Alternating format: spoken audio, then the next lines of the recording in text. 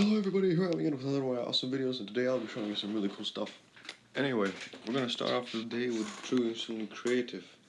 I recently found a source, and I've gotten some really cool stuff. I cannot disclose what it is, because I'm not stealing anything, it's pretty cool though. I got a restock on hard drives, about 50 of them. On our way to 100 sticks of RAM, a bunch of magnets, audio enhancer, and a bunch of other cool stuff that I currently can't show you. But, besides that, I was thinking, well, so many hard drives, it'd just be a shame to take all them apart, because then I start thinking of all the things I could have done with them. So I have a first idea. I ordered this $20 amp off of Amazon. A really cool thing. I've been running off of a standard 12-volt power supply. Got a nice DS18 speaker on it, hooked up by auxiliary, and it sounds pretty good.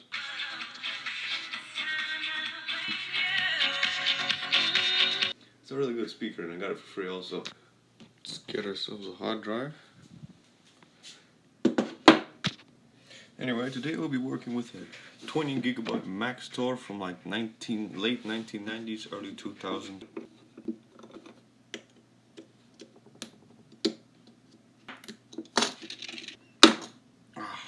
Nothing better than cracking up a brand new, fresh hard drive. This is actually a very nice one, because it's a nice one. Anyway, we're gonna have to take off those two screws. Hold on to everything that we get out of this hard drive, because you're gonna need it. Anyway, here's how a hard drive works. This thing moves back and forth 13 times a second. Here is a coil that is between two very strong neodymium magnets, and that's what makes it move. Now, as with every coil, it probably has just one negative and one positive. Now, how a speaker works, right here, is it has a coil, also in between a magnet, with a negative and a positive, that plays music. So are we able to somehow hook it up so we can get this thing working with the amplifier, like the small one that I showed you previously, so we can play music off of a hard drive? Gonna have to flip it around now. Anyway, we did that to have access to that screw right there. Take it off very nicely. Let's also unscrew these two.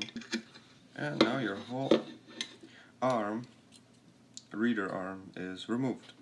I have a strong feeling that those two solders right there are responsible for the coil.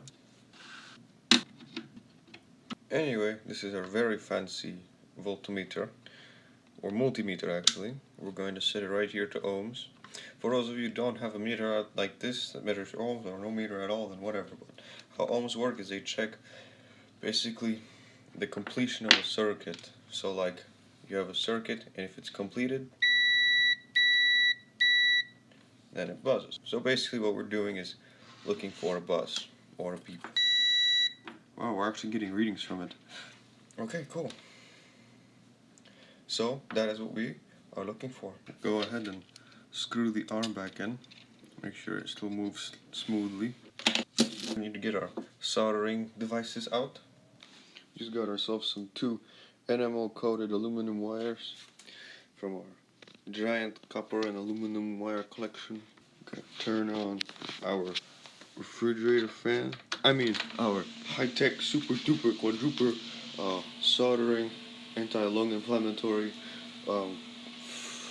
evacuation air fan. We're going to open our window so we can get lead poisoning. We're gonna get our wire ready.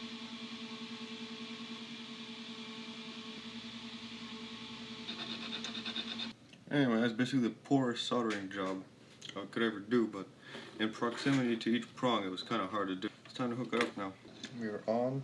Let's start playing some music. To my prediction, this should start vibrating.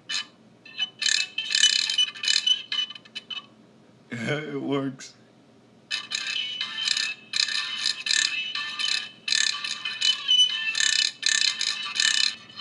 Holy crap, it works.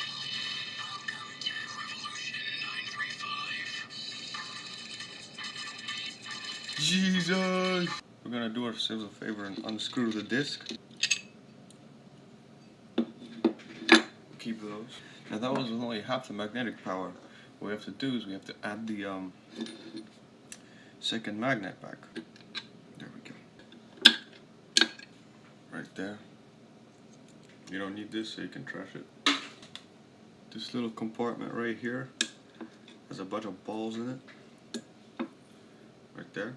You just pull that off, it's generally glued on. Secure this. We're going to start playing music through it again.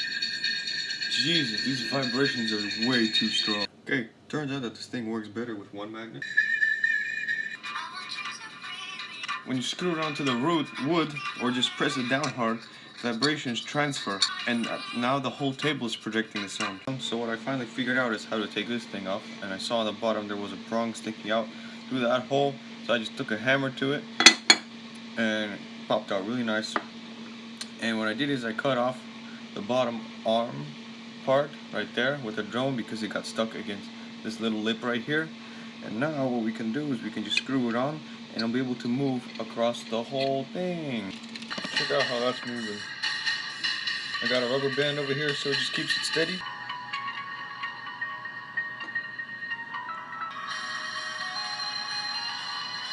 Thank you very much for watching, guys. This is what I love doing. This is my passion, you know.